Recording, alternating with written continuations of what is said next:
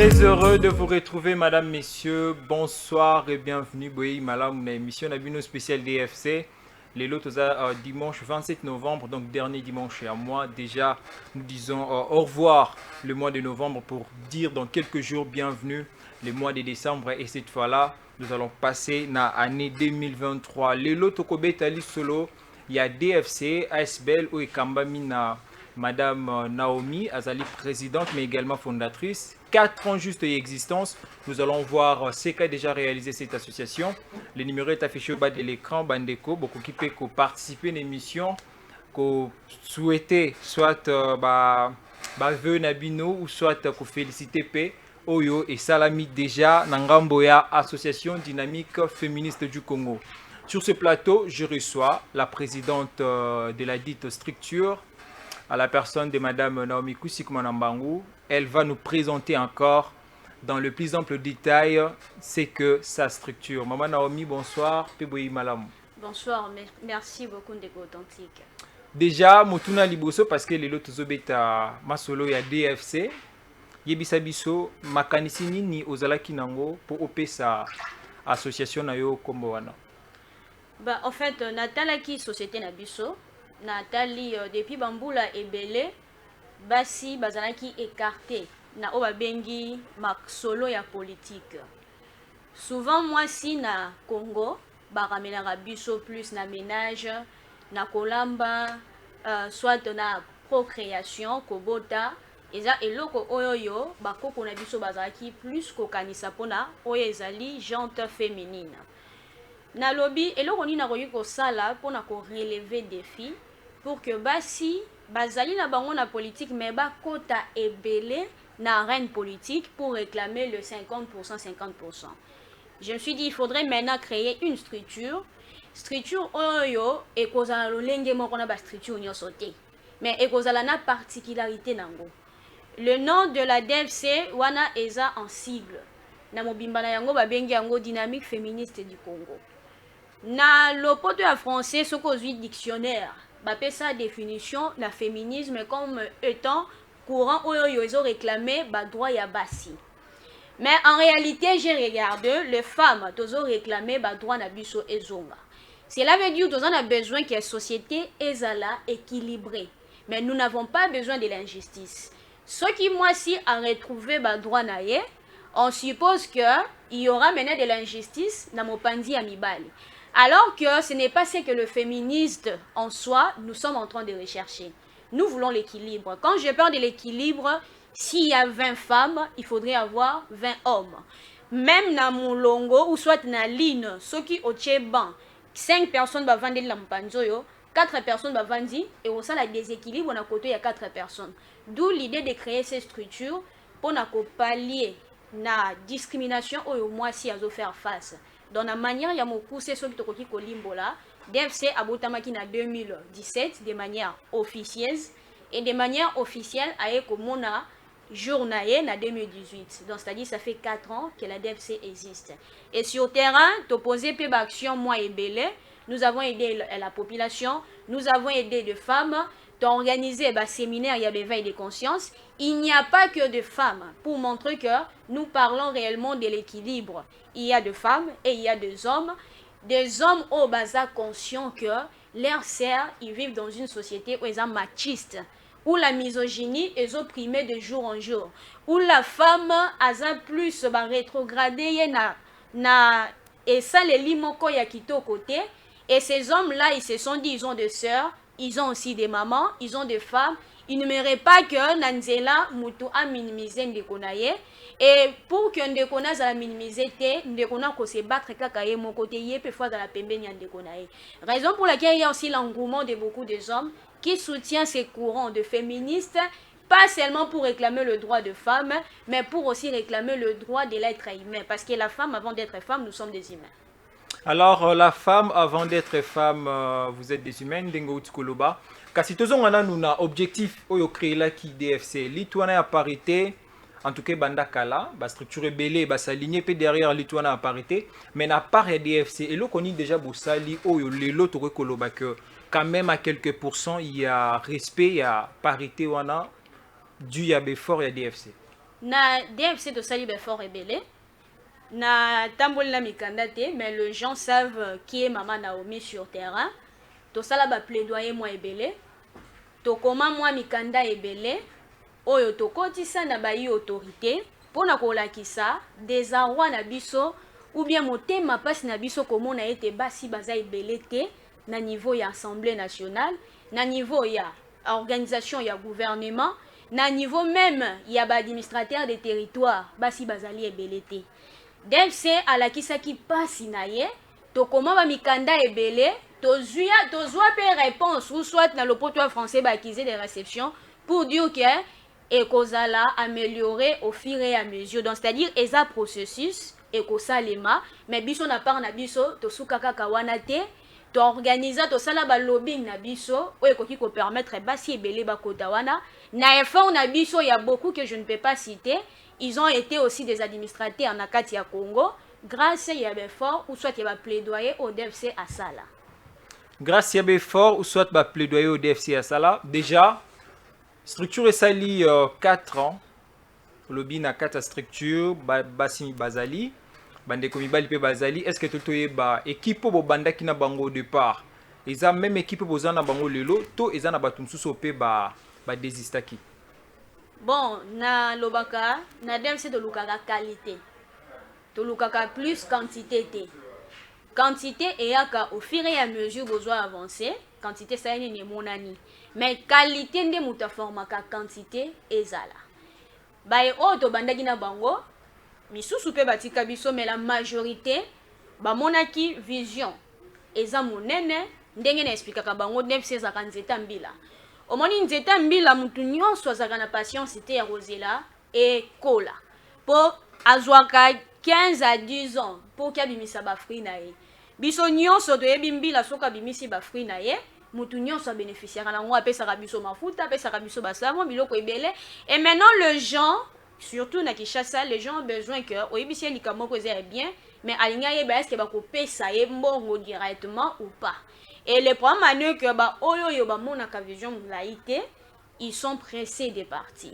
Mais on ne va pas les condamner. Nous vivons dans une société où pas si ils ont gangréné zamakasi où tout le monde a un intérêt à l'ibumunaye, a l'intérêt à mutunaete. Mais cela ne nous décourage pas. Au contraire, ils ont poussé biso ko organiser un séminaire pour na kola kisa mutu likolo ya libumunzala okoki kote kapé avenir ya ba génération ya batunyo so bakoyaka. Likolo ya libumunzala okoki ko bebisa génération ya bana oyo bakoyaka après yo.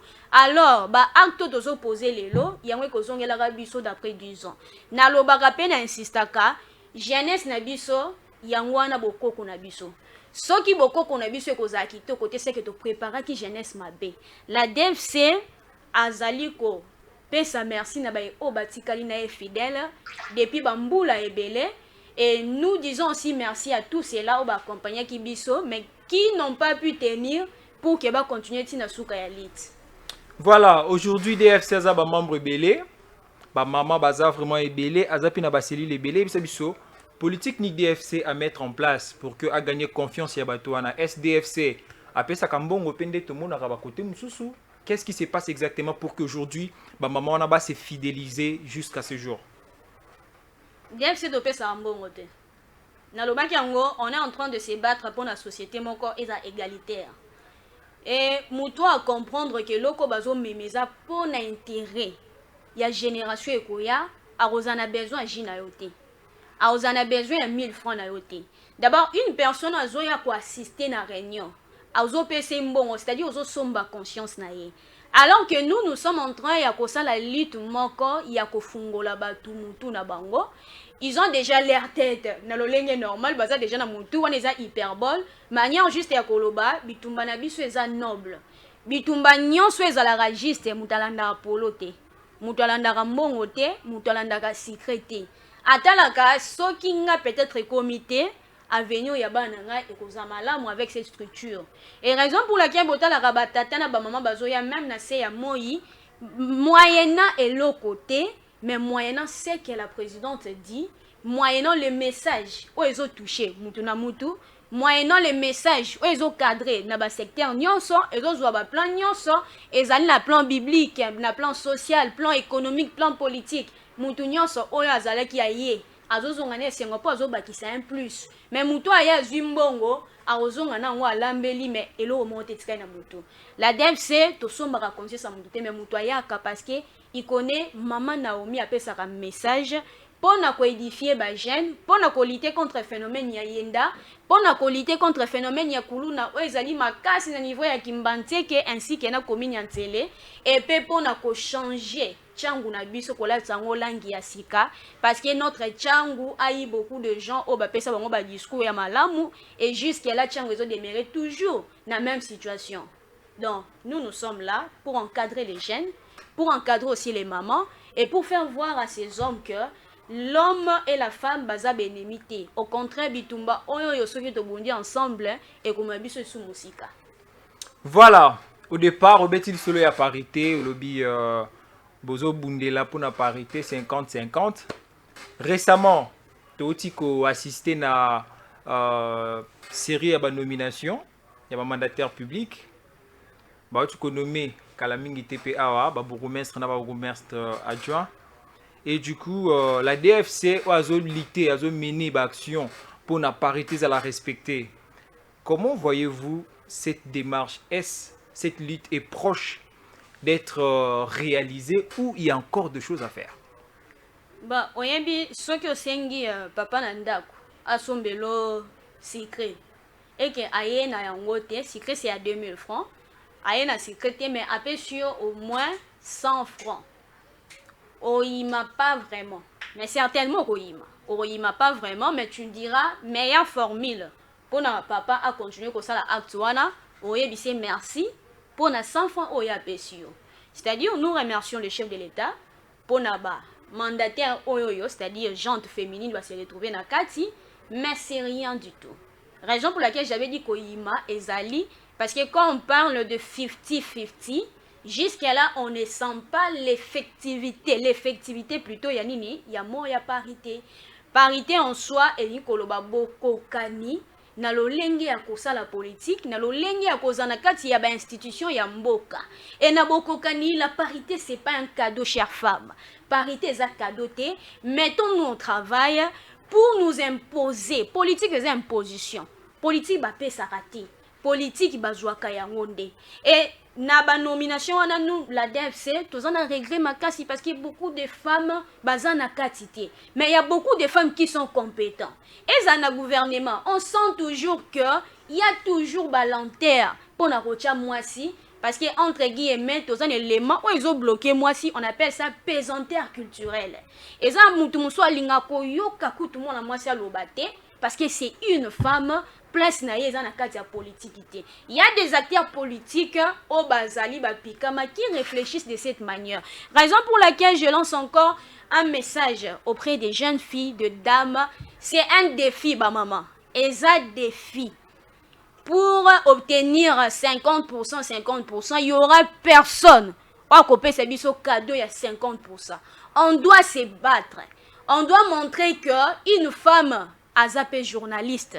Une femme a zappé présidente de la République. Et maintenant, pour le devenir, il faudrait mettre des stratagèmes ou soit makanisi, ba idée ou yamalonga, et kotombo la Congo, pe kolatsa Congo na langi nango. Il est maintenant grand temps de savoir que tout longwana on a conception. Ou ezaba conception utopique en pensant que place ya moi si ezaka na libala.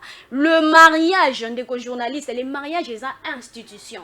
Et ça, institution, oh, Nzambasala, Tolinga, te, le mariage sera toujours là.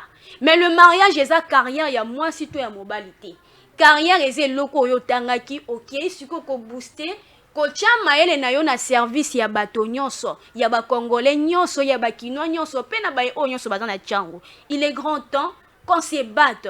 Il est grand temps de montrer que même la démographie va prouver qu'il y a beaucoup de femmes plus que des hommes dans la planète Terre. Et sur le point, il y a vote.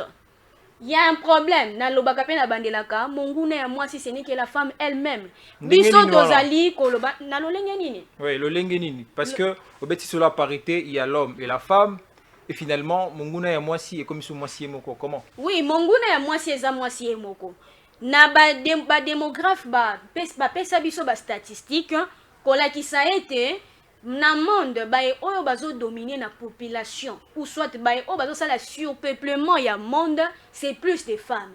Et même na République démocratique du Congo, il y a beaucoup de femmes mais il y a moins de hommes. Et curieusement, na moment ya maponami, c'est un homme mobali nde mutavotaka plus mwasi. Au moins place paradoxe ezo salema mobali nde kendaka na urne ko voter mwasi ne loko to bengi ya parité. Mais la femme azaka na inquiétude d'après ye moninga ne mwasi akoki kozana ba touté pour que alobela ye. Il est grand temps to mettre ba ego na biso de côté. Il est grand temps le féminisme en nous ne va pas nous quitter. Mais l'égoïsme qui ne nous permet pas d'obtenir et 50%, 50%. Une femme sur 10, sur 10% de femmes, une femme a voté Moninga le Mwasi.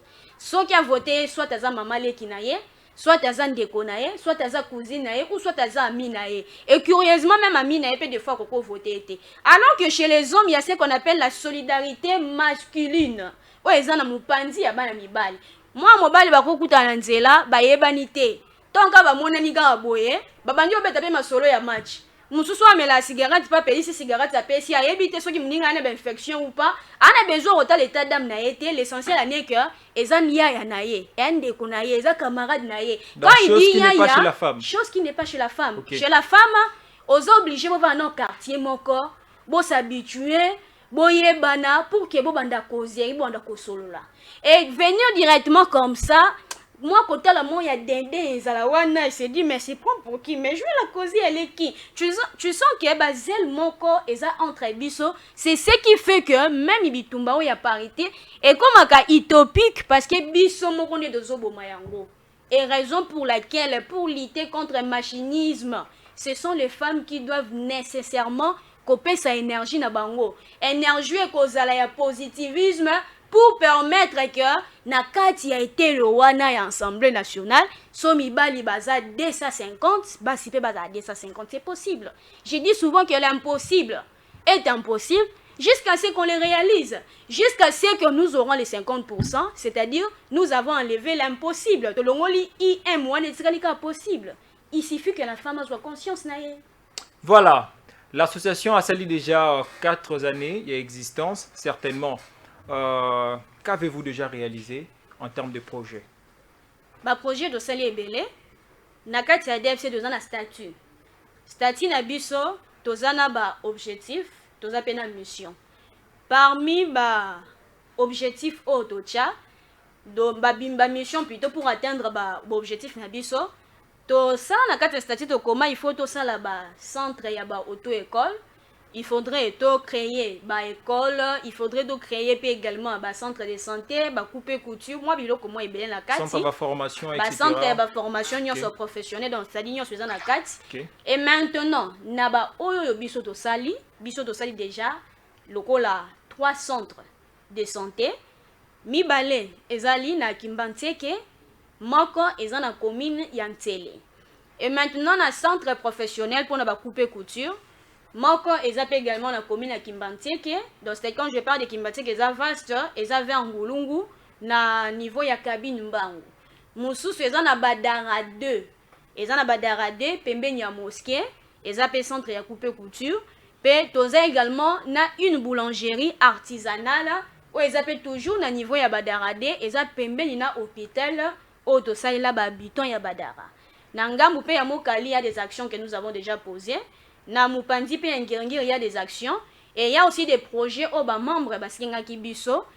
Parmi les projets, et ça là qui je crois qu'on créé Wenze ya Mouké, et ça juste toujours vers Kimbanteke, on a réalisé cela et il y a d'autres projets aussi en cours. Tozo mekakota la ndengeni tokosa la réalisation ya projet wana. Voilà, Bandeko Balandi, je pense que Torobet à tour côté à régie, nous allons voir ce qu'a déjà réalisé en image la DFC. On se retrouve tout juste après.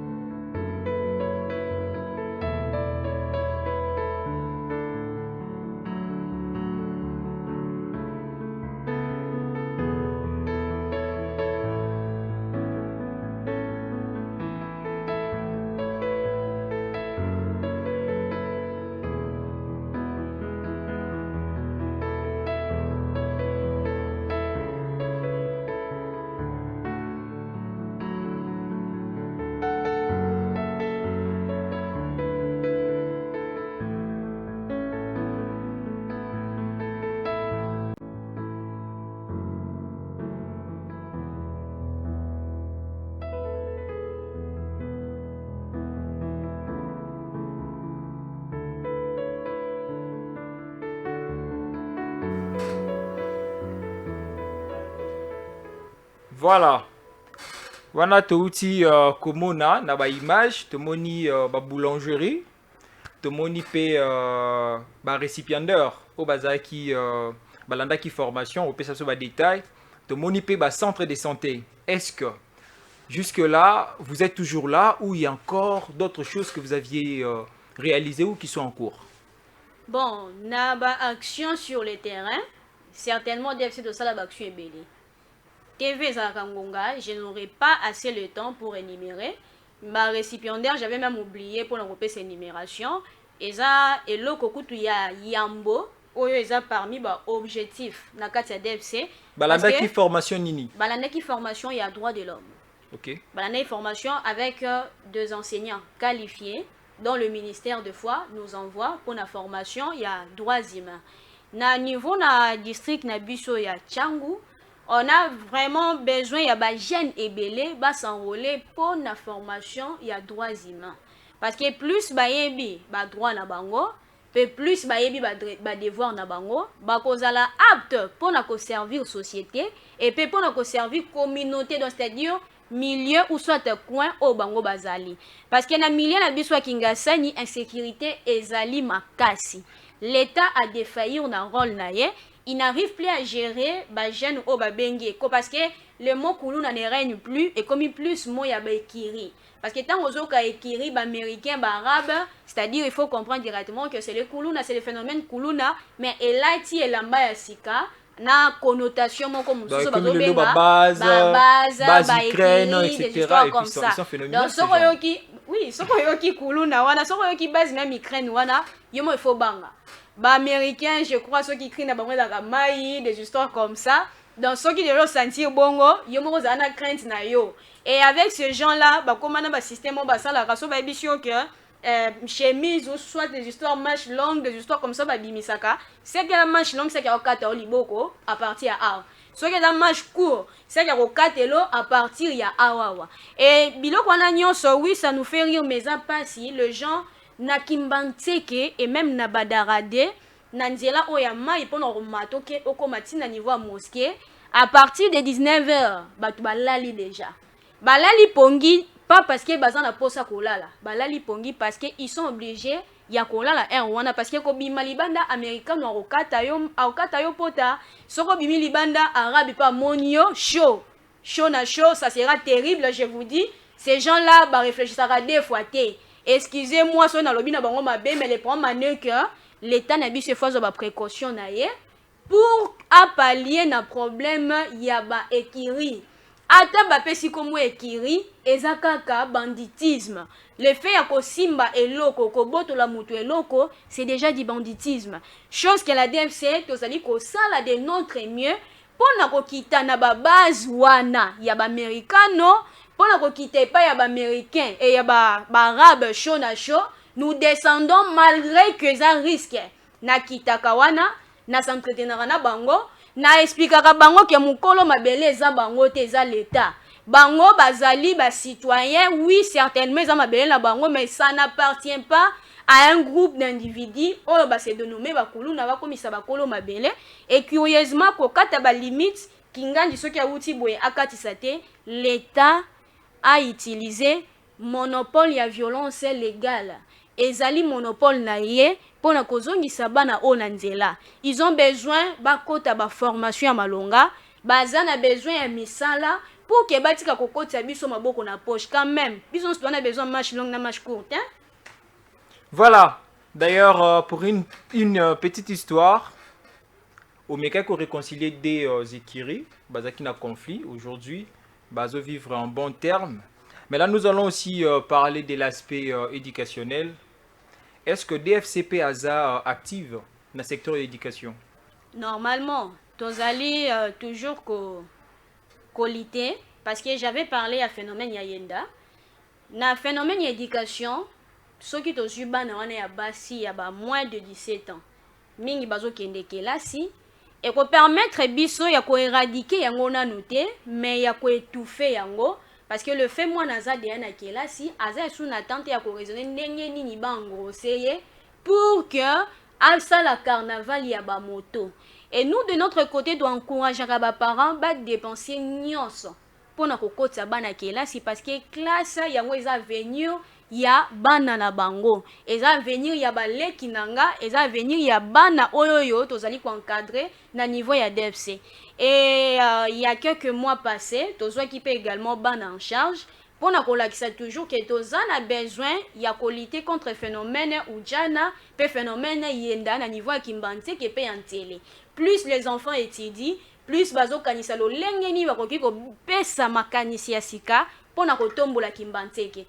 Plus ils sont à l'école, plus bazo réfléchir nini bakoki ko sala pona ko changer ou soit ko pallier na ba conflit ezali ko se passer na Congo. Mais plus ils sont na ba biloko eza na fitilité, plus ils apportent rien du tout pour Kimbanteke. Alors nous voulons Kimbanteke ya sika, opération eza Kimbanteke mwana nyonso za na kelasi, opération eza Kimbanteke mwana nyonso ya mwasi tanga malamu pour que lobby osa la fierté ya famille na yo. Pour être libala eza finalité ya vite mais que là c'est quoi apporter en plus pour na mwasi pe pour na mobali. Donc sur le point indication, nous encourageons les parents et puis biso na place na part na biso to sala ka nyonso pour na kotia makoki na biso kotinda bana o baza toujours na ndaku ba kende kelasi. Et on le fait souvent et on a eu à procéder à le faire et à nous ezoya to kokoti pe susu bana ebele na ba commune moi ebele. Et pour cette année, Bana Obozi en charge, avant même que Total Image, que nombre de combien Bana Obo supporter cette année? Tu supporter qui 50, compte tenu à moyen, mais à nous, il y a ceux qui nous ont fait sous moyen et belé, tu requiers au-delà de 50. Alors, Torozon à ce côté à régime, nous allons voir cette fois-là la prise en charge des enfants abandonnés, mais également des orphelins. On se retrouve juste après.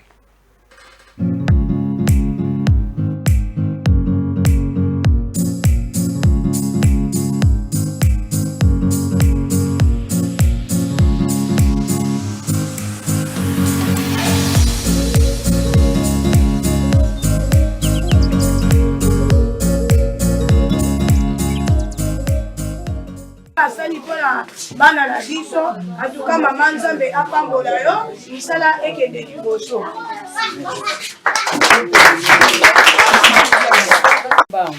Féministe et dynamique de la DFC. En tout cas, on appelle sur merci maman na oyo sali vraiment au festival na baniforme basaki bakaye au sali biso hôpital. En tout cas maman merci maman musala ekende liboso. Merci maman. Netinga ku maman na ona yaki no to sa ya bana. Ode misala na yo ekende. Donc makambo no se da polele bizamba ko makambo. Amen.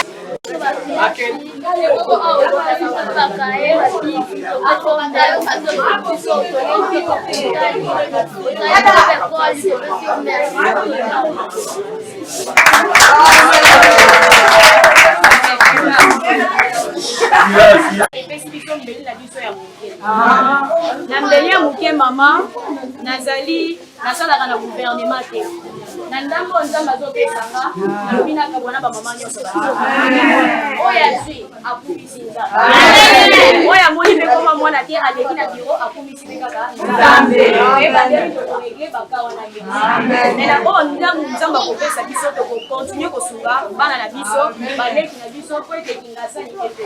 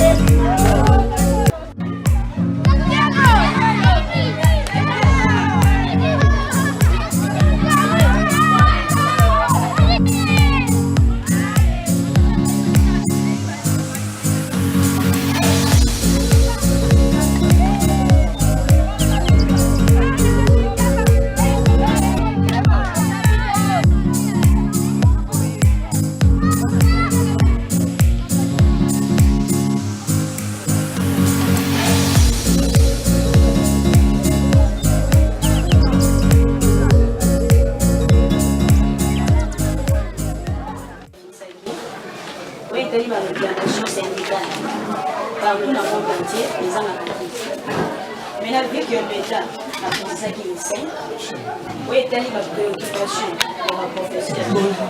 Si tout le monde a une gratuité, et ça l'a effective. On a dit que le chef de l'État, on a tout, on a vu ça, on a la main à fourniture. Oui, pour permettre, on va fournir là, ça va devoir. Et ma campagne qui a mis que dans la cuisine interne, ils ont la matière. Moi, il y a des bisous, autres, on a des tirs. Bancadère et bana. École, tout le monde a mis papier, tout le monde a battu, parce qu'il y a place où vous formez ma future cadre. Donc, quand jamais pour présenter nos bana, sans que tout ça la geste et pas une amie. Oui, ça, au bisou de Yenango, bonjour madame.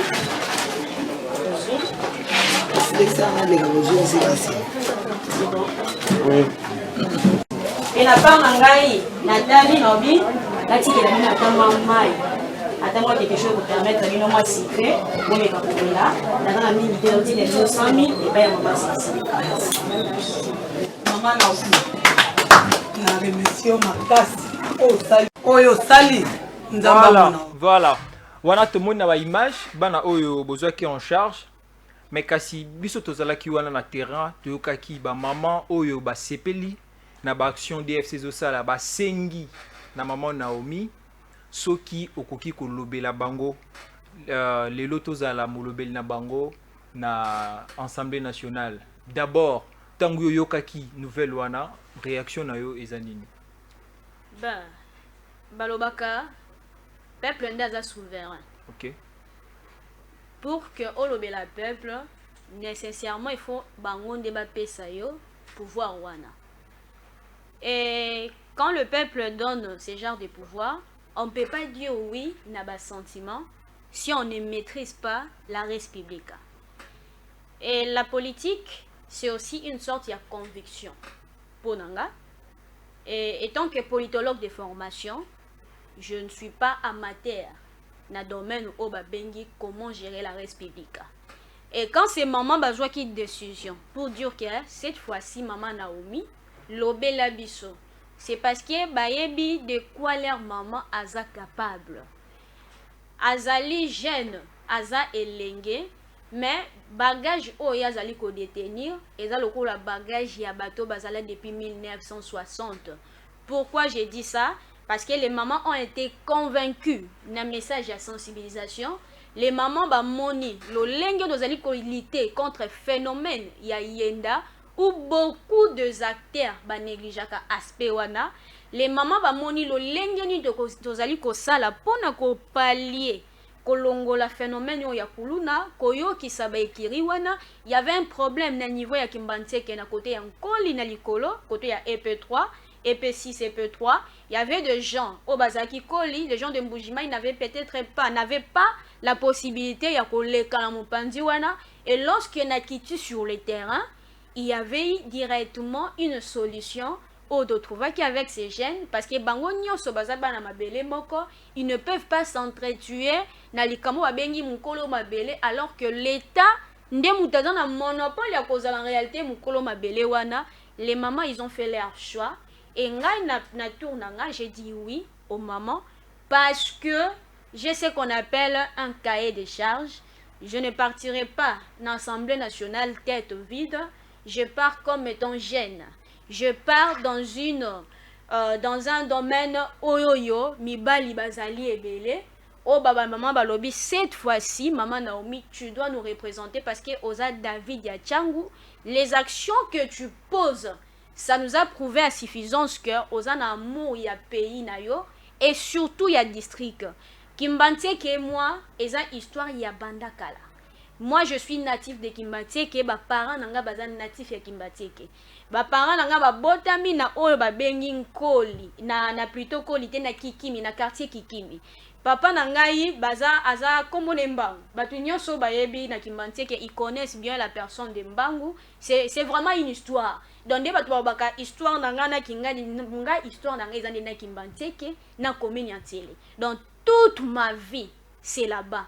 Toutes mes actions, c'est toujours là-bas, na niveau ya Kimbanteke et également na commune ya Ntele. Je ne le fais pas pour l'intérêt mon corps songolo, Mais les gens se sont dit pour que l'action et qu'il encore plus vite, il faudrait que la DFC azana muto ko représenter et la personne idéale c'est la personne de maman Naomi parce que azana mbeli ya muke. Kaka mbeli ya muke yango azali ko utiliser malgré que banzoko baza ebele pe azali ko percer banzoko azoko isa bango pe azolonga. Voilà. Wana ezali maloba na yo mais kasi lokola awa déjà ba maman ba initier makanisi mususu ya sika po ozalaki na ba idée ya association mais bango ba komi déjà kotindika yo ndenge bango balobaka kotindika yo na l'Assemblée nationale. Est-ce que DFC ou bandi association lelo lobi kokoma te parti politique to ekokoma affilié d'un parti politique to na courant politique XY? Non, directement nous avons rassuré ba membre sur DFC. L'association restera toujours l'association. DFC a kokomaka parti politique ata mokete. Maman Naomi tanga ko remporter ma ponami, la DFC ne va jamais se transformer en un parti politique. Tokoti kalaka toujours na structure na biso. Bon collaborer pena ba parti politique te. On va pas le faire. On va pas le faire parce que eza vision au bango ba lingité, eza pe vision au ngana lingité. Moi, je suis en train de marcher en fonction à oyo yo baza ezali koloba, mais j'ai fait des orientations pour que baza yeba eloko yo e komemela biso X ou Y. Voilà, et le komemela bino XY récemment tout est comme on base.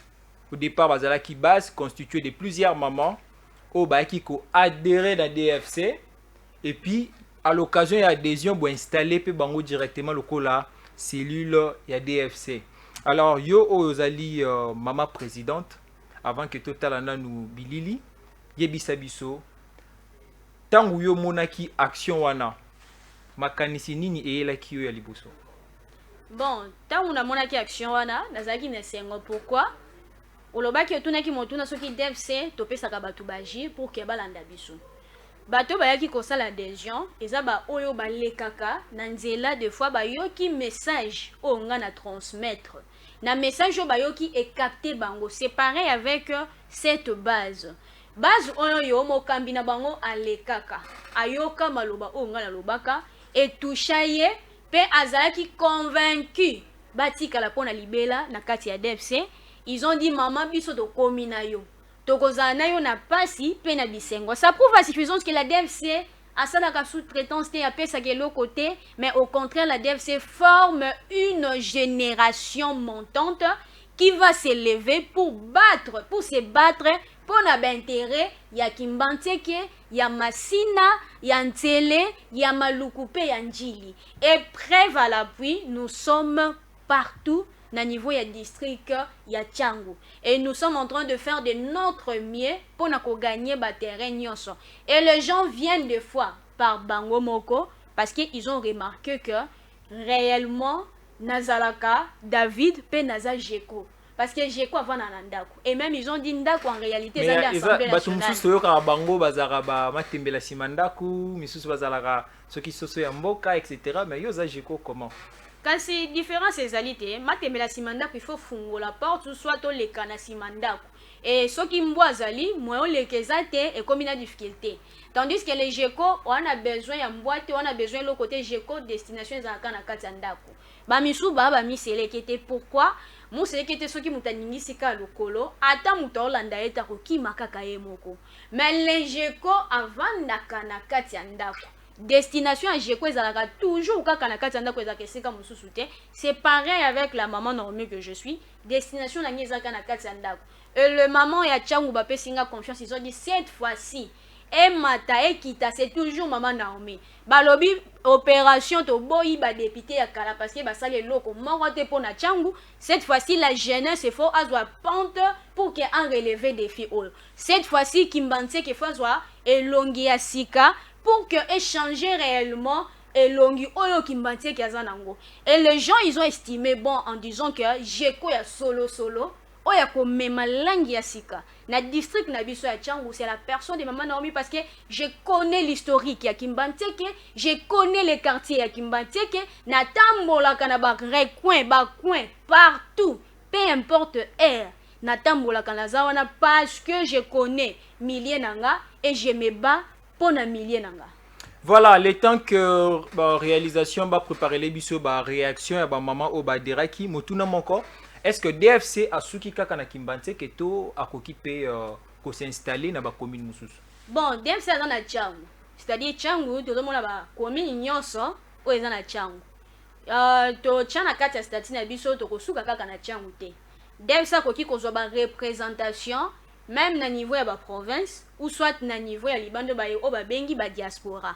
Mais pour le moment, to boya ki ko concentrer ba énergie de part et d'autre, to se focaliser nanu na district na biso pona ko pesa langi o ya malonga na kati ya district alors que belé bazakazana ekoto mususu aye ko ye na district ya batu juste pona ko tia nungu. Cette fois-ci l'opération est à kaka moko.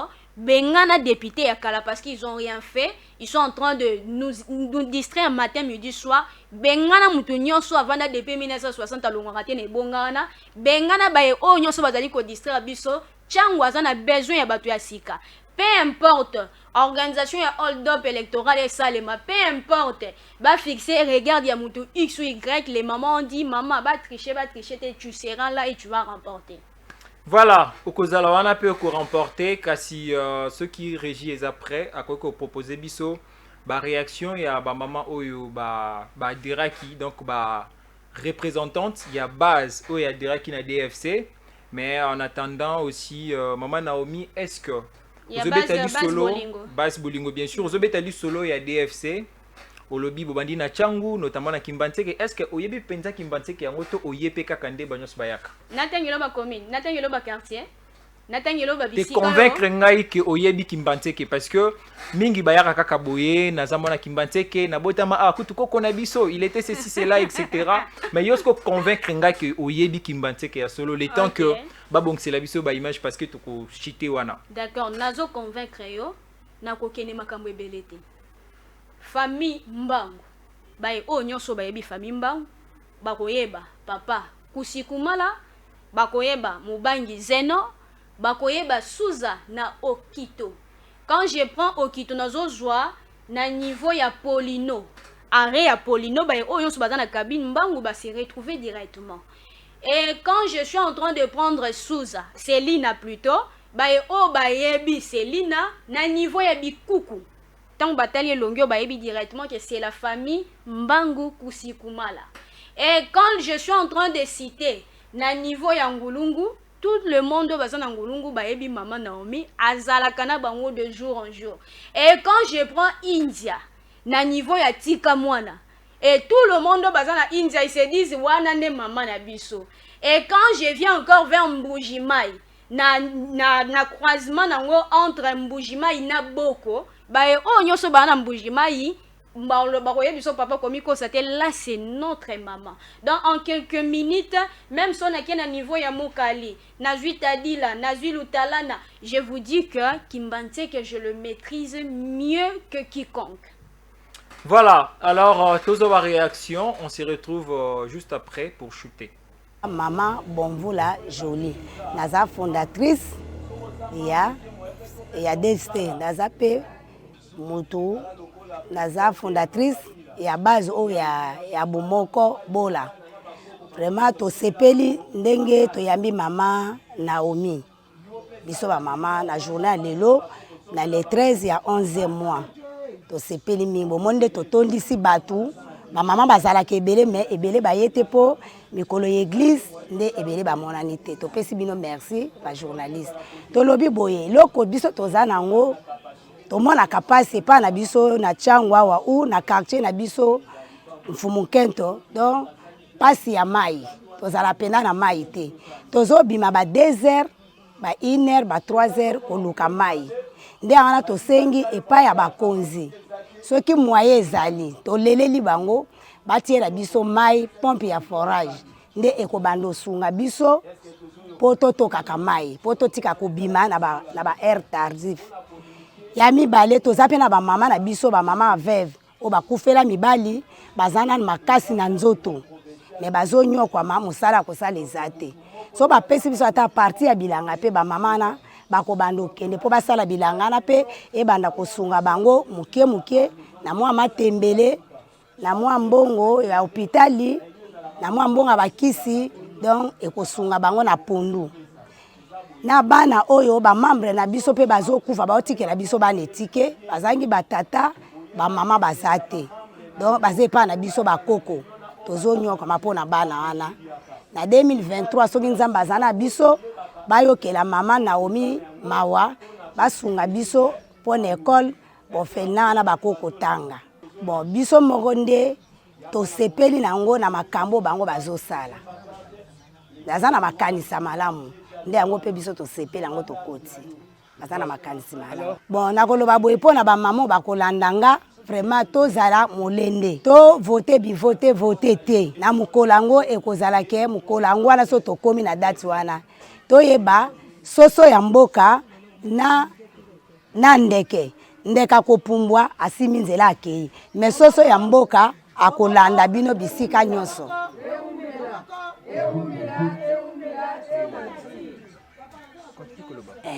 nde yango wana vraiment biso pe tozali basoso ya mboka mama Naomi azama tembela simandako te bato balbake na azama tembela simandako bakosaka po matembela simandako bando baluke okeluka mais mama Naomi azama tembele ya porte andako po tango zo fongola porte boye ozomona matembele na bilanga ko baluka na sima kuna poke na koluka matembele oya biso nde ezapenda ya porte andana ko fongola porte boye na komona matembele. Bon maman papa merci na ndengo pesinga parole ngai kombo na ngezali Matungulu Roline nazali président na base oyo ya bola bolingo.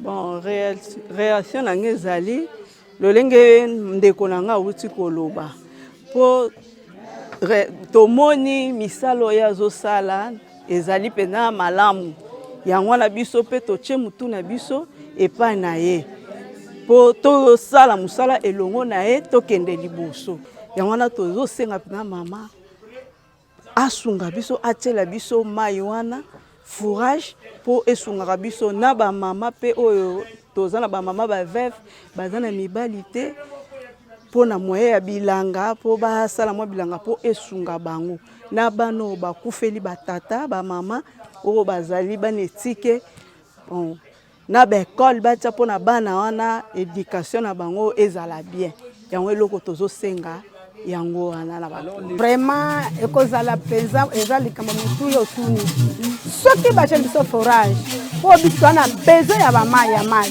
tala pasi oyo tozalaka nango de 0h 1h 2h 3h bozali banda moyo la lezate po na nini koke koluka mai na ba r wana tala moma otokomi mboke bebi ya bakuluna insécurité makasi insécurité mais ba r biso tobimaka r tardive r wana eza yango te o biso tokoki kobimaka mais soki bateli biso moko tokoyeba kobatela eza eloko na biso mo bateli biso mpo na pasi tozolela tozonyokoma ya kobimaka ba r tardive wana bakoya okutana bamoni bino na babidon bamoni bino na biloko eluka mai bakangi bino babotoli babidon babotoli bino biloko wana koza na mbongo te bakotuna bino bras cassé ou bien marche longue emoni eza kaka pasi mais soki bache tokoyeba kobatela yango malamu eza mpo na bolamu na biso moko merci biso ntango tozalaki na groupe na biso moko ntango toyokaka bakote na kote kingandi seli kote boyeboye tomonaki esika tokenda boye tobongaka tomona kaka pasi na pasi mais ntango toyaki koyoka DFC vraiment esinteresaki biso bamama en tant que bamama tolobaki biso fo tozala na nsima DFC fo tozala na kati ya DFC fo tosoutenir DFC en tant que bamama ya Congo fo tozala na DFC mpona kotia biso totiaka tosanga na maboko loboko mibale boye tosangana tokende liboso po tosoutenir mwana na biso Naomi. Voilà. Là, tout ce landa réaction à ma maman et à base bola bolingo bah direct na DFC. Donc déjà aux gens soutien à ma maman alors monsieur comme na souka message nini ko adresser na ba maman nyonso au bazolanda en ces moments. En quelques mots na kopesa na nous merci na ba maman nyonso ba pesanga confiance depuis 2018 tina mbula oyo. Et loko nga na ko rassurer bango Balobi, ce qui m'a qui misili, ce n'est pas que tout le monde a koyibaka misili. Vous m'avez fait confiance, bon continuer confiance, on a ti na moment ma ponami eko zala proclamer plutôt.